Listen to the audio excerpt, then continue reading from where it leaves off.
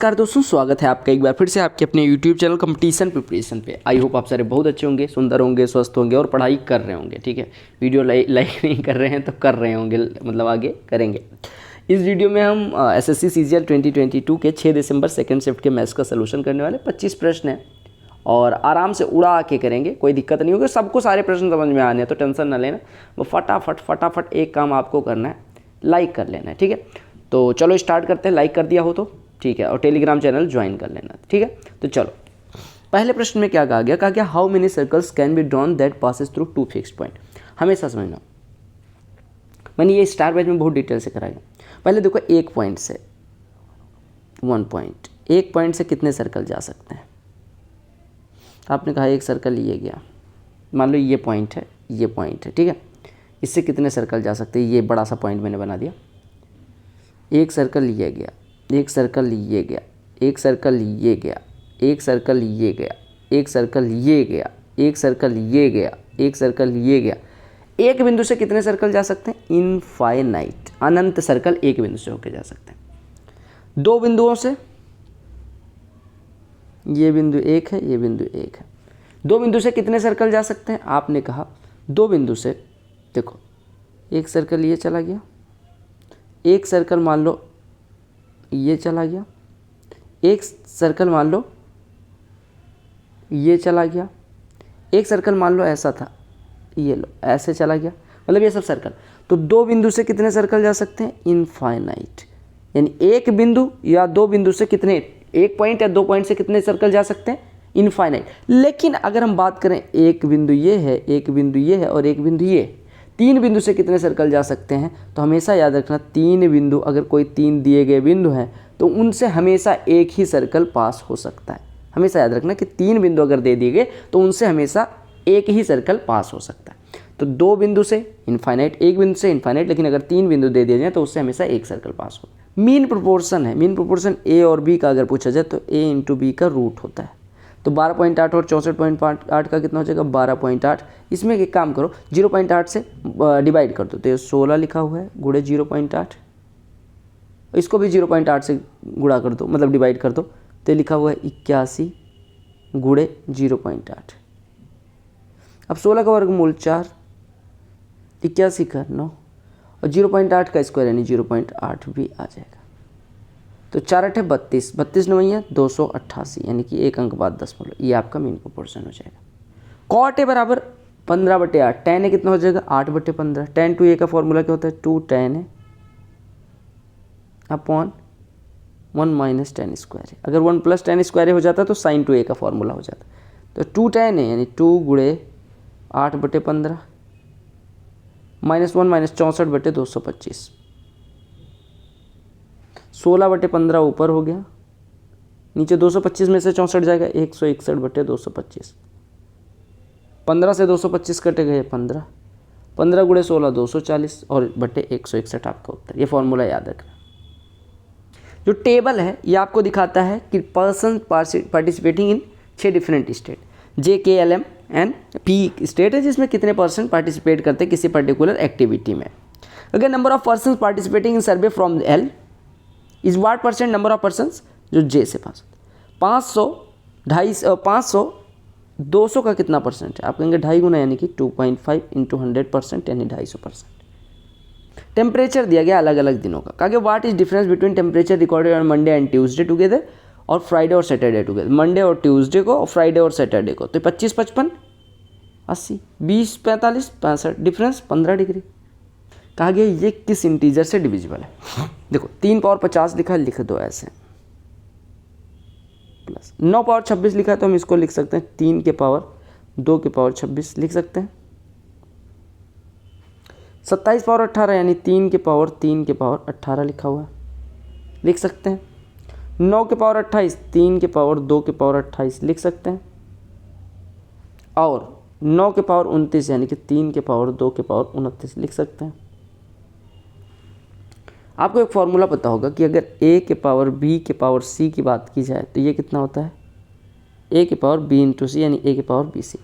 तो ये लिखा हुआ 3 के पावर 50 प्लस 3 के पावर 26 दूना 52 प्लस 3 के पावर 18 3 54 प्लस 3 के पावर 28 दूना 56 प्लस 3 के पावर 29 दूना 58।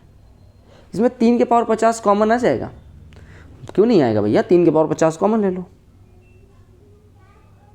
तो यहाँ पे बचेगा 1, यहाँ पे 3 के पावर 2 9 बचेगा, यहाँ 3 के पावर 4 81 बचेगा, यहाँ 3 के पावर 6 बचेगा, है ना 729 बचेगा, और यहाँ 3 के पावर 8 बचेगा, यानी कि 6561 बचेगा। अब सॉल्व कर लो। ओहो हो। तो देखो 9 1 10 1 11 9 20 1 21 के 1 हासिल आई 2 2 6 8 2 10 8 18 के 8 हासिल आई 1 5 1 6 7 13 के 3 हासिल आई 1 6 1 7 7381 गुणे 3 के पावर 50 लिखा हुआ। ये किससे डिविजिबल होगा? 11 से काट के देखो, क्या 5 से कट रहा है? नहीं। 7 से कट रहा है? नहीं। 2 से कट रहा है? नहीं। तो आप 11 से काट के 11 छक्के 66 7 78 11 से 77 ये 11 यानी इससे कट रहा है। क्लियर हो गया? क्लियर हो गया।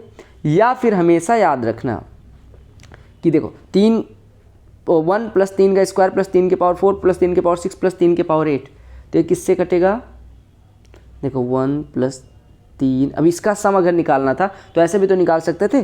3 पावर 50 कॉमन ले लिया था तो बचा था 1 plus 3 power 2 plus 3 power 4 plus 3 power 6 plus 3 power 8, ये बराबर हो जाता कितने टर्म थे? 5, यानी कि a यानी कि 1 इंटू आर कितना था? 9 के पावर 5 माइनस 1 बटे 9 माइनस 1 8, ये हो जाता। तो ऐसे भी निकाल सकते हैं। 9 पावर 5 माइनस 1 हमेशा किससे कटता? आप निकाल सकते थे। ठीक है, देखो अगला प्रश्न बड़ा शानदार सा है। कहा गया एक कार है जो 6.5 लाख रुपए की खरीदी जाती है मार्केट से। ठीक है, कुछ डाउन पेमेंट कर दिया जाता है, कुछ डाउन पेमेंट कर दिया गया, यानी कुछ रुपए दे दिए गए। ऑन द बैलेंस जो बचा हुआ उधार है उस पर सिंपल इंटरेस्ट 10% चार्ज किया जाता है लमसम में। लमसम मतलब होता है एक साथ। जैसे अगर 100 रुपये था तो आपने लमसम 10% ले लिया, यानी कि 10% यानी 110 रुपये आपको चार्ज कर दिया गया, यानी 110 रुपये आपको चार्ज कर दिया गया। अब इसी को 110 को ही 4 किस्त में दोगे तो 110 बटे 4 रुपये में, मतलब 110 बटे 4 एक किस्त की वैल्यू होगी। अगर कोई कहे 11 किस्तों में देता हूँ तो 110 रुपये डिवाइडेड बाई 11 यानी एक किस्त 10 रुपये की, यानी ब्याज अभी कुछ नहीं लगना। ब्याज जो लगना था वो लमसम एक बार लग गया, 10% एक बार लग गया, दोबारा नहीं लगना। यानी कि आपसे कहा गया कि कुछ मान लो कि x रुपये उधार रह गए थे, x रुपये पे 10% इंटरेस्ट लगा होगा, यानी x का 1.1 रुपये, इतना रुपया आप हमें देना है बैंक को या जिनसे भी लोन लिया होगा, हमें देना 1.1 इंटू एक्स, क्योंकि 10% इंटरेस्ट लगा। और हमने 25-25 हज़ार के 20 किस्तों में वापस किया, यानी कि कितना रुपया वापस किया होगा? 25 हज़ार की 20 किस्त मतलब 5 लाख रुपए, यानी हमने 1.1x जो हमारा है वो 5 लाख के बराबर है, यानी ये बराबर हो गया 5 लाख। तो यहाँ से x की वैल्यू कितनी हो जाएगी? डिवाइड कर दो 11 से इसको, यानी कि ये हो गया 11 चौको 44, हासिल आएगी 6 60, 11 पच्चे 55, फिर यहाँ पे 11 चौको 44, फिर 6 60, 11 पच्चे 55, फिर 11 चौको 44, यानी x की वैल्यू इतनी हो गई। ठीक है, x की वैल्यू इतनी हो गई, यानी 4,54,545 रुपये x की वैल्यू हो गई। आपने कहा इतना रुपया हमने लोन रखा था, 6,50,000 रुपये हमारी गाड़ी की वैल्यू थी, जिसका 45,000 हमने कहा x रुपये लोन रखा, 10% का लमसम इंटरेस्ट, मतलब कि इस पर 10% सीधे ब्याज चार्ज कर दिया गया, उसके बाद कुछ नहीं लेना, यानी इसका 110% लेना है, वही चाहे 5 लाख किस्तों में दो चाहे 5 किस्तों, यानी इतना रुपया लोन रखा था। डाउन पेमेंट कितनी हो जाएगी? हमने 6.5 लाख की गाड़ी खरीदी, इतना रुपया लोन रखा, तो डाउन पेमेंट कितना हो जाएगा? 6.5 लाख माइनस एक्स, यानी 650,30 माइनस एक्स। घटाओगे तो यहाँ पे बचेगा 55, यहाँ पे बचेगा 9 माइनस 5 4, यहाँ पे बचेगा 9 माइनस 4 5, यहाँ पे बचेगा 9 माइनस 5 4, और यहाँ पे बचेगा 14 में से कितना जाएगा?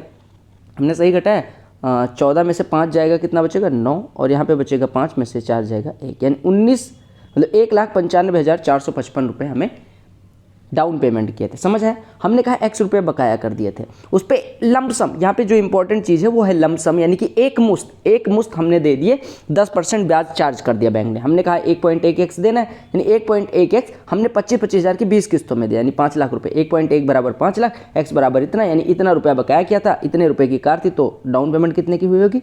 जितने की कार थी माइनस जितना बकाया। ठीक है, कहा गया एक शॉपकीपर है, 2220 किलोग्राम चावल है उसके पास, कुछ पार्ट 20% पे, कुछ पार्ट 12% पे, ओवरऑल 18%। 20 और 12 का रिजल्टेंट अगर 18 हो रहा है, मिक्सचर एलिगेशन 20 माइनस 18, 18 माइनस 12, यानी 6:1 के अनुपात में बेचा, 6:2 के अनुपात में, यानी 3:1 के अनुपात में बेचता है। आपसे कहा गया 12% पे कितना बेचा, 12% पे एक हिस्सा बेचा आउट ऑफ 4, यानी 1/4 हिस्सा, 1/4 इसका कितना हो जाएगा 555 किलोग्राम। लो भैया करेक्ट स्टेटमेंट चूज कर। कहा गया HCF is least common multiple, LCM least common multiple क्या होता है, एलसीएम, इन्होंने एचसीएफ दे दिया, ये गलत है। कहा गया HCF is also called least common divisor, least common divisor होता है नहीं, हाईएस्ट कॉमन डिवाइजर, सबसे बड़ा डिवाइजर जो होता है, यहाँ पे हाईएस्ट होता है तो सही होता, यहाँ पे लीस्ट दिया गया, इस वजह से ये स्टेटमेंट गलत है। कहा गया प्राइम फैक्टराइजेशन मेथड से multiple of all the given numbers are listed, नहीं, मल्टीपल नहीं, उसके फैक्टर लिस्ट किए जाते हैं। अगर प्राइम फैक्टराइजेशन जैसे 12 और 16 का एलसीएम निकालना है तो आप क्या काम करते हो, 12 का 24 36 ऐसे लिखते हो, नहीं, 12 को आप लिख लेते हो 2 × 2 × 3 ऐसे लिख लेते हो, 16 के फैक्टर करते हो 2 × 2 × 2 × 2 इस प्रकार से, फिर जो कॉमन आता है वो हो जाता है। यहाँ पे मल्टीपल नहीं फैक्टर होता तो सही होता है, ठीक है। तो ये भी गलत, ये भी गलत, ये भी गलत, ये सही है, ठीक है। ये क्या है, कहा गया एचसीएफ ऑफ 2 और मोर number is the highest number which perfectly divide, यानी ए और बी अगर दो संख्या है, जो कि मैंने बता भी रखा है, अगर ए से बी कंप्लीटली डिविजिबल है, यानी बी ए से पूरा पूरा कट जाती है, तो इनका एलसीएम जो होगा वो होगा बी और एचसीएफ जो होगा वो ए होगा। जो पाई चार्ट है ये 6 अलग अलग कंपनीज का प्रोडक्शन दिखाती है, टोटल प्रोडक्शन 12,000 है, ठीक है। और आपको बताना है, देखो टोटल कितना है 12,000 प्रोडक्शन। कहा कि J1 जो है वो value of average production P और R का है, J1 जो है P और R का एवरेज प्रोडक्शन है, P और R का एवरेज 12 और 30 42 का आधा 21%, और J2 जो है वो Q और T का एवरेज प्रोडक्शन है, Q और T का एवरेज प्रोडक्शन 20 15 35 का आधा 70.5 J2, ठीक है।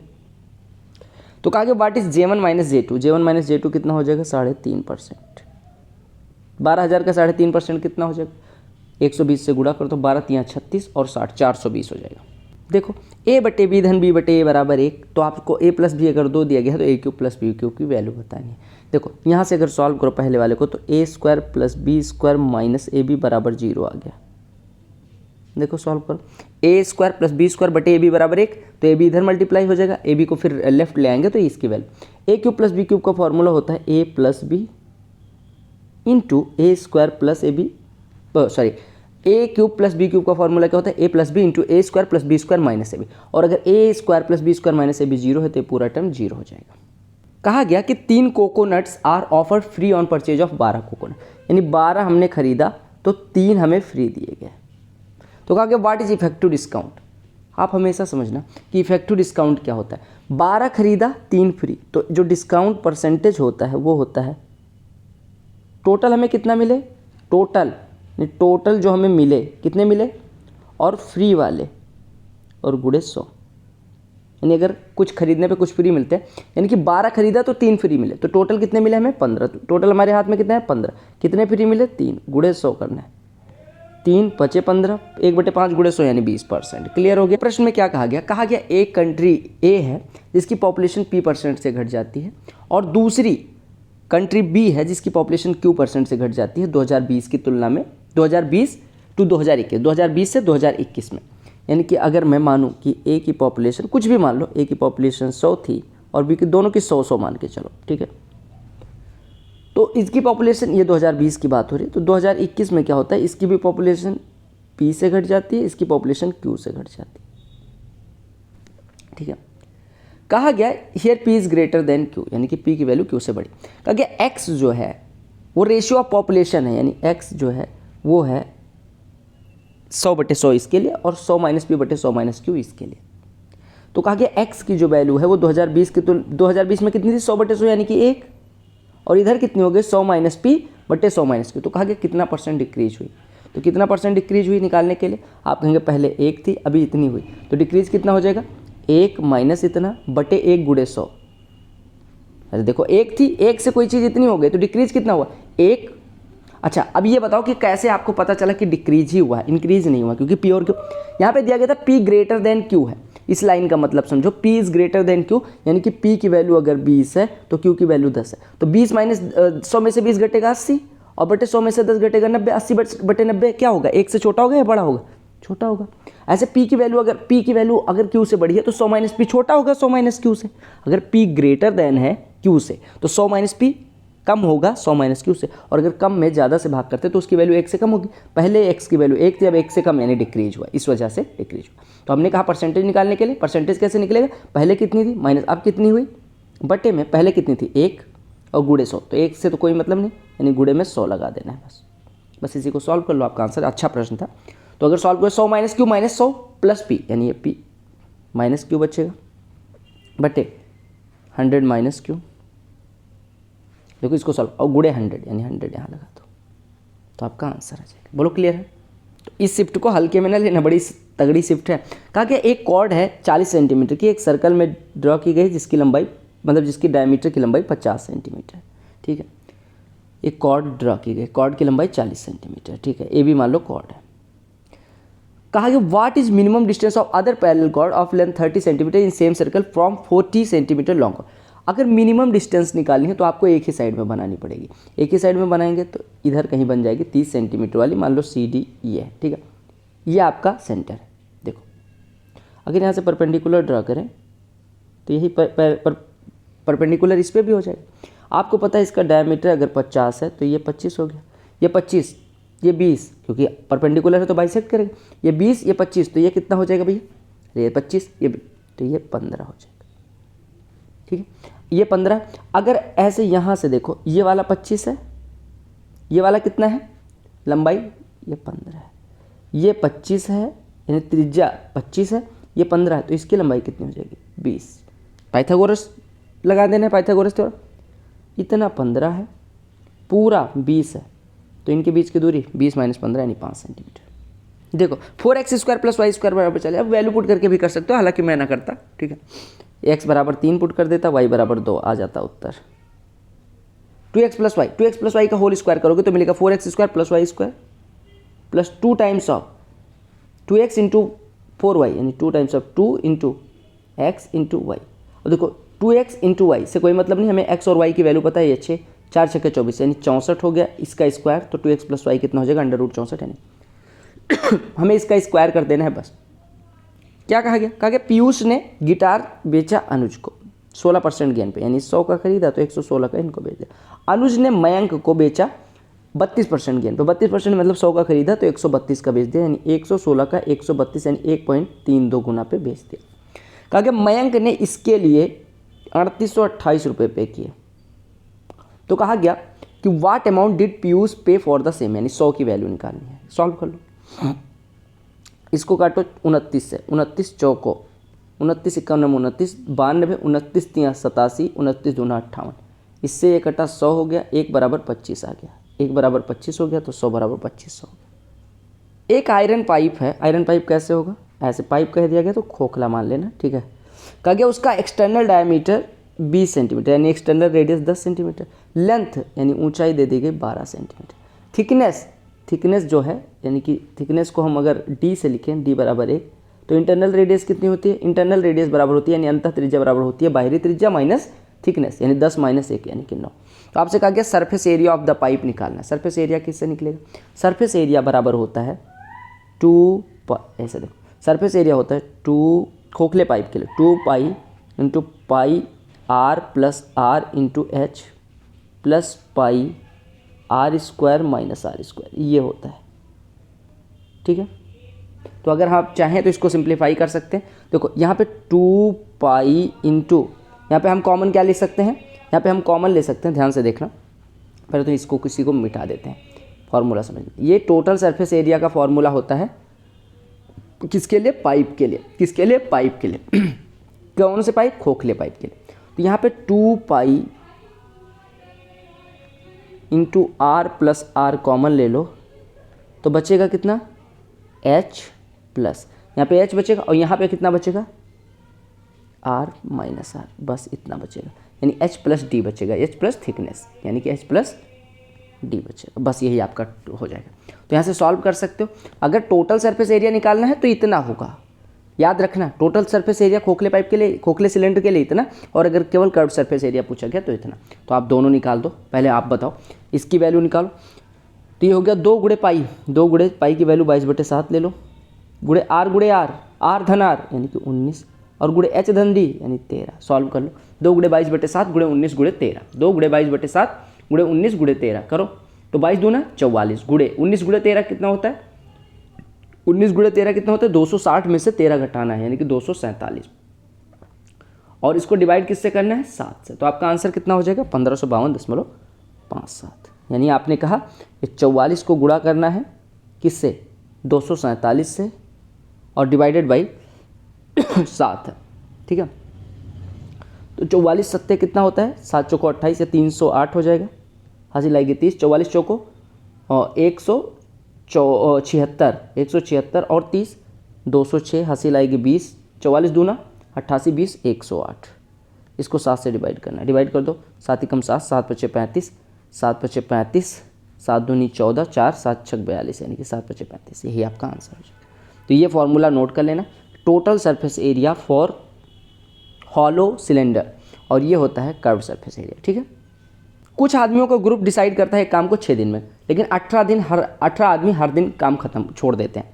कहा गया इस तरह से काम जो है 8 दिन में पूरा हुआ। कहा गया शुरू में कितने आदमी थे, ठीक है। देखो मान लो कि पहले दिन, ये देखो ऐसे छोड़ो, अगर मान लो 8वें दिन, या शुरू से ही शुरू कर दो, छोड़ो लास्ट से शुरू करते, लास्ट दिन मान लो ए आदमी बचे, तो उसके एक दिन पहले A+18 रहे होंगे, दूसरे दिन A+26 रहे होंगे, ऐसे डॉट डॉट डॉट, ऐसे 8वें दिन, 8 दिन में काम खत्म हुआ, तो 8वें दिन कितने रहे होंगे? A+18 सत्ते 126, इतने आदमी रहे होंगे। बोलो क्लियर है? 36, ठीक है। अब इतने आदमी का प्रतिदिन काम करते हैं, 1 2 3 डॉट डॉट डॉट, इतने आदमी ने काम करा, फिर जाके काम खत्म हो। और अगर यानी पहले दिन इतने आदमी रहे, फिर धीरे धीरे 18 छोड़ते से 6ठे दिन इतना बचे, 7वें दिन इतना, 8वें दिन इतना, काम खत्म। अगर इतने ही आदमी 6 दिन काम कर देते तो हमारा खत्म हो जाता, यानी A+126 ने अगर 6 दिन काम कर दिया होता तो भी खत्म हो जाता। बस आपको वैल्यू निकाल लेनी है। देखो यहाँ पे कितना है? A 8 है, ठीक है, या सम ही निकाल लो। कितने पद हैं यहाँ पे? n बराबर 8, क्योंकि 8 दिन में, तो n/2, देखो सम होता है n/2 into first term plus last term, ये बेसिक मेथड है। तो ये हो गया 4 गुणे A प्लस 126, यानी कि 2A + 126, ये बराबर इसके, तो 4 दूनी 8 है, इधर कितना हो गया? 4 दूनी 8 है, इधर कितना है? 6, यानी 2A = 6 गुणे 126 माइनस 4 गुणे 126, यानी 2 गुणे 126, यानी हमारा A बराबर हो गया 126। तो शुरू में कितने आदमी थे? A+126, यानी कि 252। ऐसे कर सकते हैं, समझ आ गया? देखो इस प्रश्न को समझो, अगर 8वें दिन मानूं मैं A आदमी, तो उससे पहले 18 आदमी ज़्यादा रहे होंगे, क्योंकि छोड़ने के बाद ये बचे, फिर उससे पहले, फिर उससे, यानी शुरू में A+126 आदमी थे 8वें दिन के बाद। अब अगर पहले दिन A यूनिट काम हुआ, दूसरे दिन A+18 यूनिट, मतलब पीछे से शुरू कर रहा हूँ, 8वें दिन इतना, 7वें दिन इतना, 6ठे दिन इतना, तो पहले दिन A+126, तो टोटल वर्क यही तो है। और अगर हम जितने आदमी हमने नियुक्त करते उतने आदमी 6 ही दिन काम कर देते तो भी काम खत्म हो जाए, यानी टोटल वर्क ऐसे निकालो या ऐसे निकालो। अब इसमें देखो, इसमें समांतर श्रेणी लगा दी, क्योंकि हर पद का डिफरेंस 18 है। तो आपको पता है समांतर श्रेणी का जो योग होता है, यानी कि एरिथमेटिकल प्रोग्रेशन का योग होता है, वो होता है पदों की संख्या बटे 2, यानी n/2, n बराबर 8 था, तो 8/2 4 into first term plus last term, तो ये हमने किया, यहाँ से हमारा निकला है। साइन बराबर कॉस होता है अगर A + B = 90, that's it. Cos minus theta क्या होता है भैया? कॉस थीटा, यानी ये लिखा हुआ कॉस थीटा। कॉस थीटा मतलब cos 17π/3। Cos minus theta cos क्यों होता है? क्योंकि फोर्थ क्वाड्रेंट में। कॉस 17π को हम लिख सकते हैं कॉस, ये 5π, या ऐसे लिख लो 6π - π/3। 6π - π/3 आपको पता है 6π कहाँ पे आएगा? देखो ये क्वाड्रेंट है, 2π 4π 6π, यानी 6π यहाँ पे आए, और π/3 यानी कि फोर्थ क्वाड्रेंट। फोर्थ क्वाड्रेंट में कॉस क्या होता है? चेंज नहीं होता, यानी कि कॉस π/3 इसकी वैल्यू हो जाएगी। और कॉस π/3 कितना होता है? कॉस 60 अंश कितना होता है? 1/, तो समझ में आ गया। एक कुत्ता बिल्ली का खेल आ गया। कहा गया एक कुत्ता है, एक बिल्ली को 280 मीटर पे दौड़ देखता है। यहाँ पे कुत्ता बैठा है, ठीक है, ये ऐसे कुत्ता बैठा है, और यहाँ पे बिल्ली है, ये बिल्ली है, ठीक है।